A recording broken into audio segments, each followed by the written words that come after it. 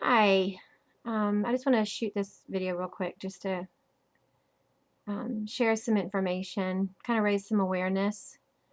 If I know that some of you I've known for a while, and some of you know, and some don't, but I have Lyme disease, which is a tick-borne disease. You get a tick bite, you get the infection. It's caused by a bacteria called borreliosis. It's named after the gentleman, the doctor who actually found the bacteria that causes the disease. But I got a tick bite about 14 and a half years ago and got the classic bullseye around the bite, and then a few days later ended up with flu-like symptoms, which is classic Lyme disease infection. And so for about 14 years now, since April of '98, I've had Lyme disease. But I really didn't actually know I had Lyme disease until a couple months ago. I was on a Facebook page that I'm part of a group, and a couple of the ladies in the group have Lyme disease, and something one of them said triggered something in me that I real quick went online and started doing some research again, because I kind of hadn't looked at Lyme disease for a long time, because I immediately started getting sick after the bite, and immediately started having symptoms. But because I had gotten a week's worth of antibiotics when I first got sick, I was told all these years that I didn't have Lyme. So I've been kind of living these last 14 years with a diagnosis of fibromyalgia. Anyway, I went online, did some research, and come to find out that a week's worth of antibiotics after infection is not sufficient to kill the bacteria. It takes 4 to 6 weeks, sometimes minimum, and even longer than that, depending on co-infections and things like that that could come up. Anyway, so just about 2 months ago, maybe 3 now, I guess, I realized I really do have Lyme disease, even though all the tests have come back negative. So I just wanted to kind of share that with you and kind of put you in my shoes. And I'm actually kind of a mild case, I think, compared to some people that have Lyme that have gone untreated. I haven't had treatment in the way of a medical doctor treating me. The typical unconventional form of treatment is long-term IV antibiotics. I'm talking 2 years, more, whatever. And I just refuse to go that route. So anyway, just real quick, I got bit in April of '98, and again had the week's worth of antibiotics. A month later, I got pregnant. And during that pregnancy, I just started having some issues that I thought were related to the pregnancy. Just very tired. A lot of fatigue. I thought, well, I'm 38 years old. I'm just getting old. This is number 4. My body's waning. I slept a lot. But I started having other issues like leg pain, which of course, when you're pregnant, leg pain's kind of common. I developed arthritis in my hands. Couldn't even use my right hand throughout most of the pregnancy because it just hurt so bad. After delivery, which was February of '99, that first year, I pretty much slept away. Whenever the baby slept, I slept. We nursed for that first year. I'm a year older. I thought, well, I'm just, not handling this real well, and I'm just older and not as good as I was, the first pregnancy. But then I started having more issues. I started having weird things going on with my vision, my eyes swelling. I was in the emergency room often with rashes and low-grade fevers. Super fatigued. By the end of that year, I was so fatigued that, I could literally be standing at the sink washing dishes and close my eyes and fall asleep. The leg pain got severe, very severe. My feet felt like most of the time when I took a step, I was breaking a bone or was walking on broken bones. Felt like my feet, the long bones in my feet were splintered. Had weird things happen, like these weird nodules popped up on my legs between my knees and my ankles, like 20 on each leg. And they were warm to the touch. They were sore. They were red. Shortly after that, I was in the emergency room with a full-blown arthritic crisis. I had every single joint in my body was swollen and stiff. My SED rate was really high, it was like 1,200 or more, I can't remember. They were testing me for rheumatoid arthritis, multiple sclerosis, lupus because of the rashes, of course Lyme, Rocky Mountain spotted fever, and everything was coming back negative. I started having sugar issues, started having major vision issues. Started having weird things going on with forgetting stuff. Walk into a room and not know why I was there. Don't even remember walking in there, much less what I walked in there for. I was developing issues with anxiety. I had a panic attack one time in Walmart. I was picking out a salad dressing for goodness sake, and I was overwhelmed by the number of choices that I had, and I literally had a panic attack. Had to leave my full shopping cart, walk out the door, and catch my breath, slow down my heart enough that I could walk in and pick a stupid bottle of salad dressing off the shelf and put it in my cart. I did not handle stress well. I did not handle heat well. I did not handle anything well. I slept all the time. I was in pain all the time, and the symptoms just seemed to progress and get worse. Finally, when I realized I had Lyme disease, at first I was kind of angry that that the doctors didn't catch this. But then the more I researched, the more I realized that the doctor that I went to see didn't know any better. He treated me according to the CDC recommendations for Lyme disease, which was a week's worth of antibiotics. But that's not enough, because the bacteria, when it enters the bloodstream, because of the way it's shaped, it's called a spirochete. It's shaped like a corkscrew. It literally burrows itself and corkscrews itself into the tissue. So it doesn't stay in the bloodstream long. It leaves the bloodstream and goes into the tissue. Then it goes into every single tissue. Your skin, your muscle, your nerves, your brain. It releases toxins that cause all kinds of crazy symptoms. Like right now, today, I guess that's why I'm doing this, is today is just not a good day, and I feel kind of crappy. I feel kind of fluish. I've been nauseated all day again, and my neck is really, really sore. But I realized that 3 months ago, when I realized I had Lyme disease, it kind of hit me that, oh my gosh, I got pregnant a month after I got infected. And my daughter has had all kinds of crazy symptoms. She's 13 and a half. And for the last 2 or 3 years, I've been kind of, brushing them off as growing pains. When she complains about her knees hurting and her inner legs hurting. The fatigue, she sleeps a lot. Well, don't teenagers sleep a lot? The headaches, I just kind of, check that off to hormones and monthly cycles.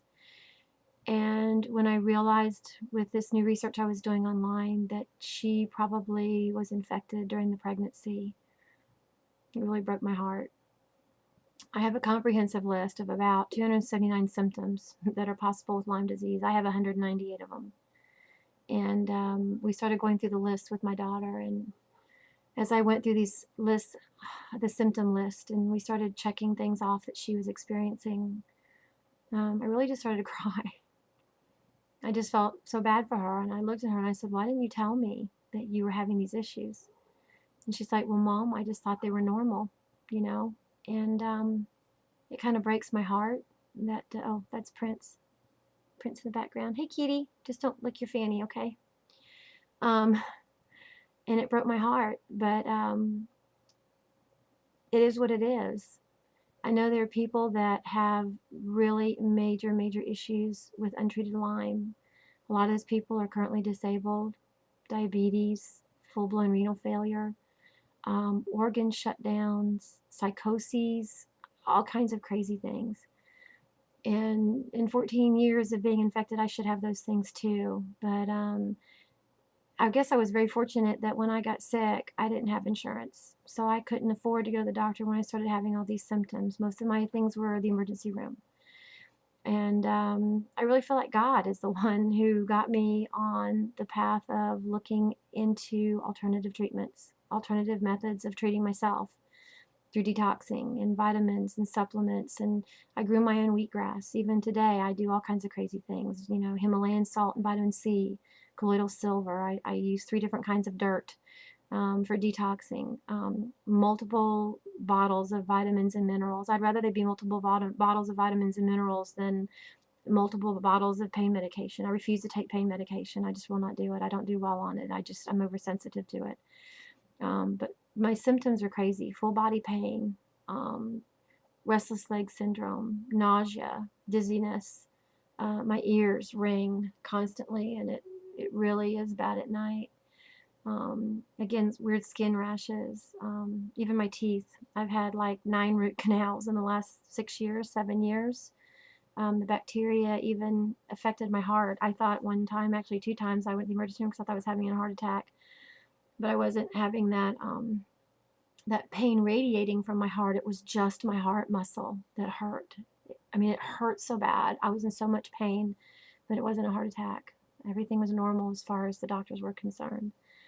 Um, it's a crazy, crazy thing that happens to you when you get Lyme disease. You just don't know how it's going to affect you. It affects everybody differently. Go on YouTube, look up some videos from people, different people who have Lyme disease, and look at their journeys and what they've had to go through. There are all kinds of documentaries regarding Lyme disease and the issue with the CDC and it not really being recognized like it should be by the medical profession, and how prevalent it really is.